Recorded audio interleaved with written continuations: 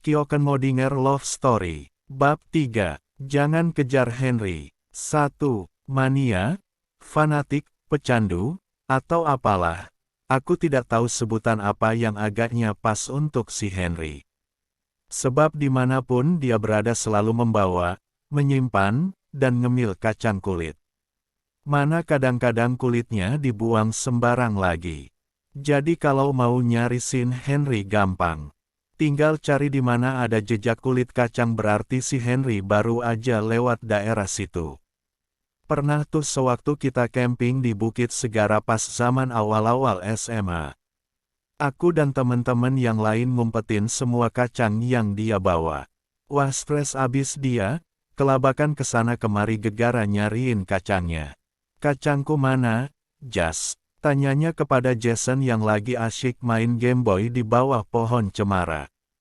Mana ku tahu, aku gak suka makan kacang, kata orang bikin jerawatan. Lagian kehilangan kacang bisa sebingung itu kamu. Biasanya kan bawa stok banyak. Jason berakting seolah-olah dia nggak ikut campur dalam renacan busuk kami. Seingatku, aku membawa setas plastik besar kacang loh.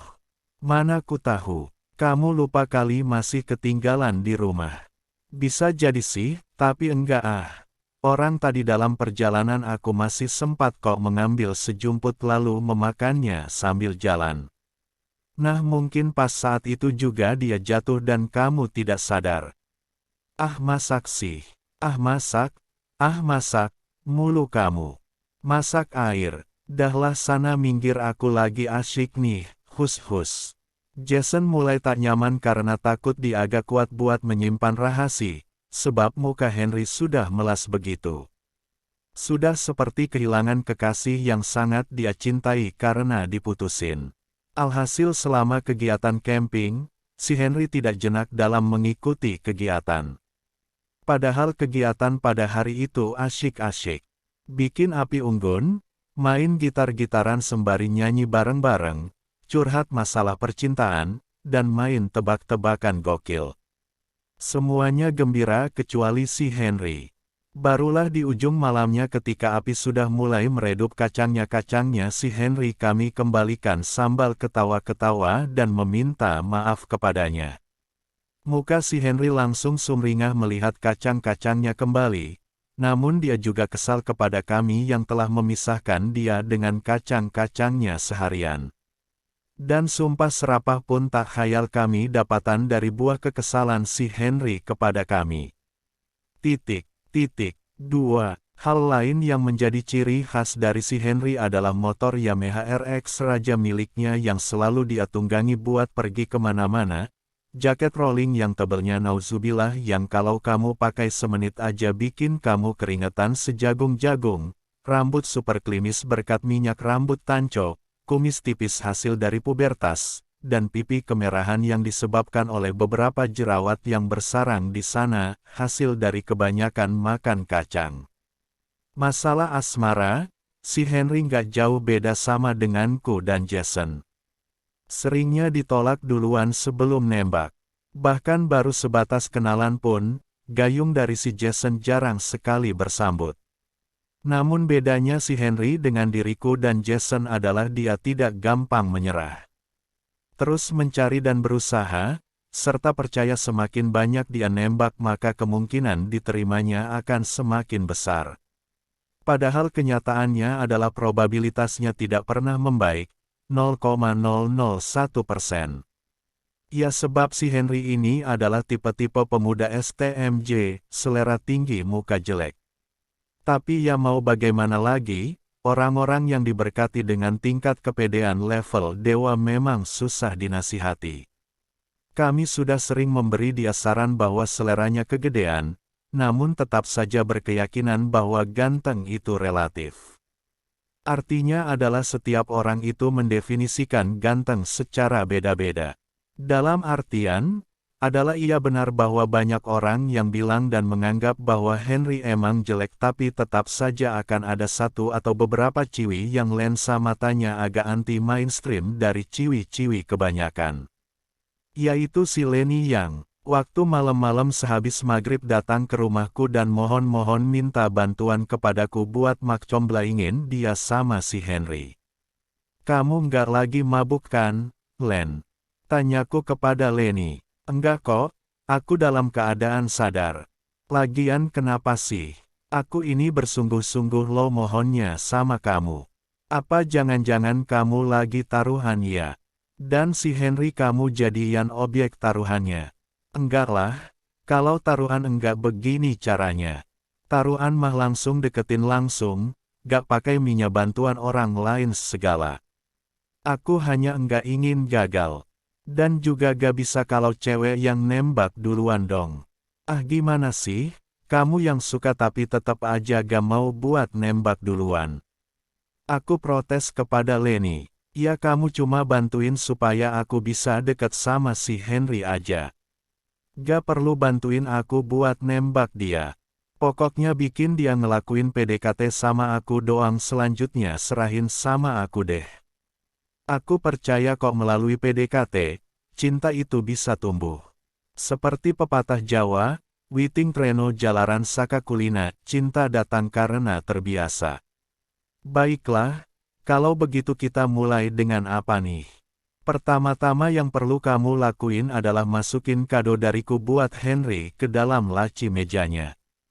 Oke, isinya apaan? Udah kamu gak perlu tahu tinggal lakuin aja, ya. Ujar Lenny kepadaku dengan mimik yang memohon. Aku nggak bisa menolak dan akhirnya manggut-manggut. Titik. 3. Ada sampai 3 kali aku membantu Lenny buat ngasih kado ke dalam lacinya si Henry. Aku bela-belain berangkat super pagi, bahkan sebelum penjaga sekolahnya membukakan pintu kelas. Aku seringnya sudah standby di depan sambil duduk bersila bersandar ke tembok. Dan ketika kelasnya sudah dibuka, aku bergegas masuk lalu meletakkan kado dari Lenny ke dalam lacinya Henry. Hingga akhirnya mereka pun jadi dekat. Beberapa kali bahkan aku memergoki mereka baca buku bareng di perpus. Satu buku untuk berdua, so sweet banget. Seminggu 2 minggu mereka juga sering makan bareng di Pujasera, ketawa ketiwi. Mereka nampak begitu bahagia sekali. Si Raja Kacang agaknya bakalan jadian deh sama si Lenny deh, Bas. Ucap Jason kepadaku yang sedang lihat-lihat gambar kartu Yu-Gi-Oh ketika jam kosong menerpa. Emang kenapa? Bagus dong. Akhirnya serikat jomblo anggotanya berkurang juga. Pecah telur puyuh. Bukan begitu, si Henry kan jelek ya. Apa jangan-jangan si Lenny itu hanya main-main lagi?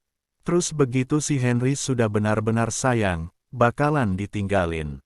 Awalnya aku mikirnya juga begitu, tapi aku jadi kepikiran sama kuotanya si Henry, ganteng itu relatif. Jason memanyunkan bibirnya terhadapku pertanda dia masih belum puas dengan pendapatku. 4.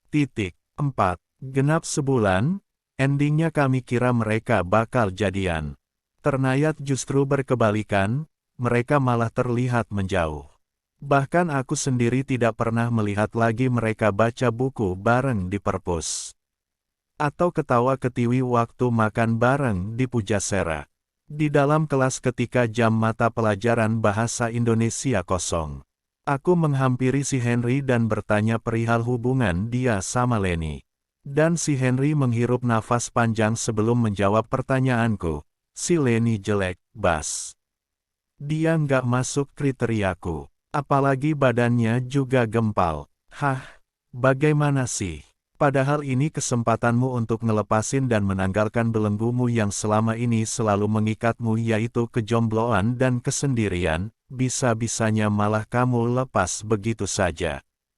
Ya mau bagaimana lagi, orang bukan tipeku. Cinta nggak bisa dipaksa bukan? Terus-terus kamu ngomongnya ke Lenny bagaimana? Jangan bilang kamu belum ngomong. Aku agak menggebu sembari mencondongkan badanku ke depan. Aku sudah ngomong ke Lenny, bahwa kita nggak bisa lebih dekat lagi hubungannya. Soalnya aku sukanya sama cewek lain. Serius kamu ngomongnya begitu? Iya begitu. Terus si Lenny bilang gimana? Bisa-bisanya kamu ngomong begitu. Dia cuma bilang, oh, baiklah. Lalu pergi begitu saja ninggalin aku di perpustakaan sekolah. Jawab Henry kepadaku yang seakan masih tidak percaya dengan apa yang dikatakan oleh Henry. Gila, pasti si Lenny nyesek banget tuh. 5. Esok harinya, si Henry datang lebih pagi.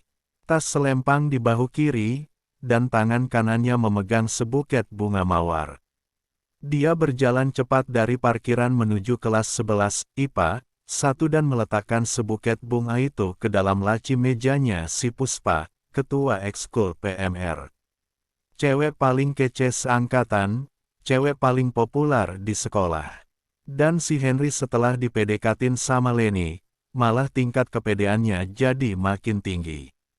Dia merasa bahwa ganteng itu relatif memang nyata adanya. Serta membuat kelauan STM-nya semakin menjadi-jadi.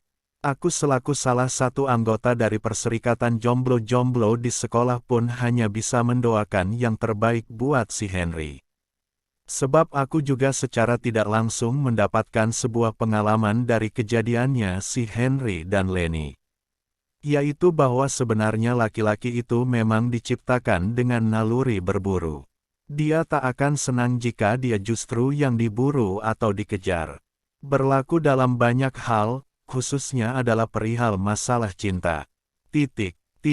Asteris asteris asteris asteris asteris.